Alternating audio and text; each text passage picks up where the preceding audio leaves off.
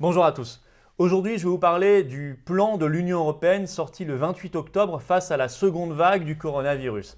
Il faut que je vous en parle parce que les médias grand public n'en parlent évidemment pas. Or, ce plan, il est important, il est délirant, il y a des obsessions inquiétantes dans ce plan.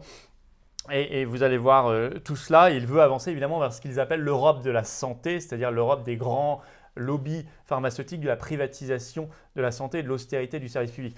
On va y revenir dans le détail et voir comment y opposer la meilleure riposte. D'ailleurs, en vous parlant de riposte, je fais une petite parenthèse avant d'aller sur le sujet. Le délire dictatorial, parce qu'on peut employer le mot maintenant clairement, s'amplifie. Vous avez vu ce décret qui est publié ce jour même, 3 novembre, et qui dresse la liste des produits essentiels, non essentiels, etc. Tout ça est complètement délirant. Bientôt, le gouvernement viendra nous servir notre louche de nourriture dans notre gamelle, chez nous, avec notre bracelet électronique assigné à résidence. Enfin, je veux dire, honnêtement, c'est plus totalement un délire parce que nous sommes dans le confinement. On y ajoute aujourd'hui le couvre-feu dans certaines grandes métropoles. Alors, démenti, couvre-feu, on ne sait plus. Enfin, vous savez, quand il y a des informations, des contre-informations, des ordres, des contre-ordres, c'est aussi pour nous embrouiller. Ça, c'est un phénomène décrit depuis longtemps, notamment par Hannah Arendt. J'en parle dans mon livre Covid-19, l'oligarchie démasquée. Je donne cette citation d'Hannah Arendt qui explique comment on éduque, comment on dresse un peuple. Voilà, comment on le domestique, notamment par le fait d'embrouiller en permanence les gens sur des informations et des contre-informations, typiquement ce qui est en train de se passer sur le couvre-feu. Ce livre d'ailleurs, pour ceux qui ne veulent pas l'acheter sur Amazon, avec le contexte actuel, est disponible sur la boutique des Patriotes. Il y a le lien en description sous cette vidéo, évidemment pour ceux qui sont intéressés. Sur la riposte, nous sommes en train d'organiser une riposte large. On est en train d'essayer de déposer dans des préfectures des demandes de rassemblement face à la coronafolie parce qu'on estime, nous, patriotes, aux patriotes, que notre devoir, ce n'est pas simplement de parler, c'est d'agir. Nous avons déjà fait une manifestation sous les fenêtres d'Olivier Véran le 24 octobre. C'est une première et nous voulons maintenant vraiment prendre des rendez-vous extrêmement réguliers où il y aurait de plus en plus de monde en agrégeant des soignants, des artisans, des restaurateurs, des personnes du monde de l'événementiel, de la culture, vraiment tout le monde, voilà, des commerçants évidemment. Et pour cela, nous avons entendu Jean Castex qui déclarait en conférence de presse le 29 octobre, le lendemain de l'annonce du reconfinement, je cite « Tous les rassemblements sont interdits sur la voie publique, à l'exception des manifestations revendicatives déclarées auprès de la préfecture. » Exactement ce qu'on fait. Or, on nous dit pour l'instant, on attend des résultats plus définitifs, que ça sera quand même interdit. Voilà. Alors il faudrait savoir. Et là, je lance déjà un premier appel, mais j'y reviendrai dans le détail quand on aura des décisions plus abouties, aux avocats qui pourraient éventuellement me regarder. Écrivez-moi sur cette adresse mail florian.philippot@les-patriotes.fr, le tiré du 6. J'en appelle aux avocats parce qu'on va avoir besoin de vous. Il faut attaquer tout ça. Et on ne va pas se laisser faire. Comptez sur nous, on ne va pas se laisser faire. Ça fait partie de la riposte, mais c'est vrai qu'on n'a pas de moyens, donc j'en appelle directement les avocats qui pourront nous aider gracieusement. Je le dis déjà d'emblée parce qu'on n'a absolument pas les moyens de payer des honoraires d'avocats, mais nous le ferons pour le bien public et pour libérer le peuple français dans sa parole et dans son droit de se rassembler et de manifester. Voilà, je vous donnerai les informations sur tout ça. En tout cas, venez avec nous dans cette riposte, prenez votre carte orange, la carte d'adhérent aux Patriotes se trouve, le lien pour adhérer se trouve en description sous la vidéo. Également en fin de vidéo, vous pourrez cliquer directement sur l'écran pour adhérer aux Patriotes et le lien se trouve également en commentaire épinglé. Je vous attends, nous vous attendons parce que on ne fera pas la riposte seul et que vous ne devez pas rester seul dans votre coin. Si vous êtes très énervé par ce qui est en train de se passer et très éveillé sur ce qu'il faut faire pour libérer la France et y apporter une réponse qui arrête d'être délirante et liberticide et inefficace, irrationnelle, venez avec nous dans le combat, je vous attends aux Patriotes. Je vous donnerai des informations très précises sur ces histoires, mais les avocats peuvent déjà commencer, ceux qui veulent nous écrire, ceux qui veulent nous aider à m'écrire. Voilà. Allez, j'en viens après cette longue introduction, mais qui était nécessaire au sujet du jour. Ce document publié le 28 octobre par la Commission européenne, c'est sur le site de la Commission, et qui est délirant. Le titre, c'est ça, la Commission européenne lance une série d'actions supplémentaires face à la seconde vague du coronavirus. Alors, on trouve plusieurs choses. D'abord, je vous cite, les États membres doivent, d'ici mi-novembre, présenter à la Commission européenne une stratégie nationale de dépistage. Bon, premièrement. Alors, deuxièmement, l'obsession de la surveillance des peuples. Je cite, « La Commission européenne lance une solution permettant l'interconnexion des applications nationales, vous savez en France ça s'appelle tous anti-Covid, de l'ensemble de l'Union européenne grâce à une passerelle européenne d'interconnexion. Depuis le 19 octobre, nous dit la Commission européenne, 3 applications nationales ont déjà été interconnectées entre l'Allemagne, l'Italie et l'Irlande. » Donc là, évidemment, l'Union européenne précise, je cite, « Tous les États membres doivent créer des applications efficaces et compatibles. » C'est-à-dire que dès qu'il y a possibilité de surveiller les gens, notamment par la voie numérique, et on reviendra bientôt sur le sujet de l'avancée de l'euro numérique, l'euro digital, parce que ça avance malheureusement contre l'argent liquide, eh bien c'est la même problématique. Dès qu'il s'agit de surveiller les gens et de tracer les gens par la voie numérique, l'Union européenne s'oppose là, évidemment. Et dans ce document, elle appelle les États à mettre en place des applications style tous anti-Covid, etc. que je vous demande de ne pas télécharger. Troisièmement, l'obsession vaccinale. Alors ce paragraphe s'appelle « Vaccination efficace ». En fait, la moitié du document est consacrée à ça quasiment. La Commission, je cite, « négocie actuellement des accords avec des fabricants de vaccins déjà », alors qu'on n'a même pas encore du tout de sécurité sur le moindre vaccin.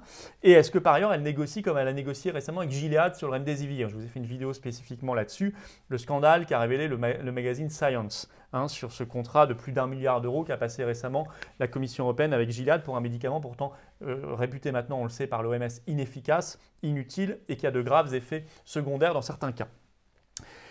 La Commission ajoute ceci sur le vaccin. Une fois disponibles, les vaccins devront être distribués rapidement et déployés aussi largement que possible. Et il faut élaborer, je cite, des stratégies nationales de vaccination. Je trouve qu'elle va très vite en besogne. Moi, je suis très favorable à la doctrine du professeur Raoult sur ce sujet. Il peut y avoir des vaccins efficaces, à condition qu'ils soient bien testés, sécurisés, qu'ils soient sûrs à 100%, mais parfois, ce n'est pas la bonne stratégie. Et il est hors de question d'imposer comme ça aux gens quand ce n'est pas la bonne stratégie et quand on n'a pas encore, et en toute précipitation, en toute hâte, quand on n'a pas encore de certitude sur la sécurité vaccinale. La Commission ajoute là-dessus, les conclusions du premier examen des plans nationaux de vaccination seront présentées en novembre 2020. C'est-à-dire qu'on n'a pas encore de produits fiables, si tant est que ce soit nécessaire un jour, mais la Commission européenne est déjà en train d'examiner et d'évaluer des plans nationaux de vaccination. Là, en ce novembre 2020. Ça est complètement délirant. Par ailleurs, la Commission européenne insiste sur le volet propagande dans ce document très important. Je cite, « Tous les États membres devraient relancer des campagnes de communication pour lutter contre les informations fausses, trompeuses et dangereuses qui continuent de circuler, sous-entendu verrouillage d'Internet, ainsi que, et là c'est très important, ainsi que pour faire face au risque de lassitude face à la pandémie. » Vous m'avez bien entendu. Ainsi que pour faire face au risque de lassitude face à la pandémie, c'est-à-dire qu'il faut absolument toujours maintenir les gens en état d'alerte, de panique, d'affolement, et qu'ils soient stressés en permanence, qu'ils soient stimulés en permanence face à cette pandémie. La Commission ajoute toujours, on retrouve son obsession, la vaccination est un domaine spécifique dans lequel les pouvoirs publics doivent intensifier leurs actions de communication. Autre point, toujours sur la vaccination. La Commission lance une nouvelle procédure de passation conjointe de marché pour du matériel médical destiné à la vaccination. Alors je pense que l'urgence actuelle, c'est plutôt du matériel médical normalement pour soigner les gens. Si on pouvait autoriser notamment l'hydroxychloroquine, azithromycine, zinc. Ce matin, on nous a appris, on le savait déjà, enfin là ça a été officialisé ce matin par une étude, j'ai entendu ça sur France Info, que la vitamine D était extrêmement efficace manifestement face au coronavirus, empêcher les formes graves. Oui, enfin la vitamine D, vous l'avez essentiellement en allant dehors, en prenant du soleil. Or, on est en confinement et couvre-feu, enfin confinement. Donc c'est l'inverse, si vous voulez, d'aller dehors et de renforcer son système immunitaire par du soleil. Je le dis au passage, c'est là-dessus plutôt qu'on attendrait les autorités. Autre point inquiétant, les frontières nationales.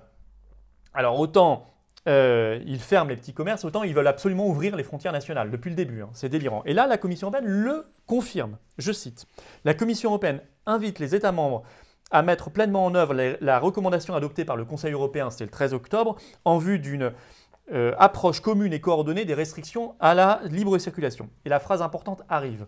« Toutes les mesures restantes de contrôle aux frontières intérieures, c'est-à-dire frontières nationales, liées à la Covid-19 devraient être levées. »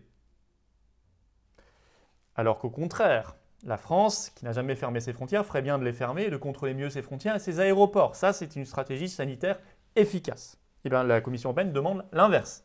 On n'est pas surpris. La suite est ajoutée par la commissaire actuellement européenne à la santé, et actuellement en poste, qui s'appelle Stella Kyriakides, et qui ajoute « Le mois prochain, donc en décembre, nous présenterons la première étape vers une Union européenne de la santé. » Ça, c'est leur obsession, je vous en ai déjà parlé depuis le premier confinement. Qu'est-ce qu'une Union européenne de la santé? Ça veut dire encore plus d'austérité, puisque depuis 2011, à 63 reprises, l'Union européenne a demandé aux États membres de baisser leurs dépenses de santé. Pourquoi? Pour organiser en catimini la privatisation de la santé, évidemment, parce qu'il y a des gros acteurs qui ne demandent que ça, des grosses assurances privées, des fonds de pension style BlackRock, etc., qui veulent croquer ce marché de milliers de milliards d'euros, celui de la santé. Et par ailleurs, l'Union européenne de la santé, c'est l'Union européenne des lobbies. On le sait très bien, on a vu l'affaire Gilead tout récemment avec le Remdesivir. On voit bien cette histoire vaccinale et tout ce qu'il y a derrière. Et on le sait par des scandales du passé déjà, qui ont même été révélés à l'époque par la grande presse. Donc l'Union européenne de la santé, c'est un poison, une saloperie dont il faut absolument se prémunir et qu'il faut dénoncer, évidemment. Donc cette crise fait tomber les masques. Ce document, il y a beaucoup de choses dedans. Il faut évidemment le Frexit.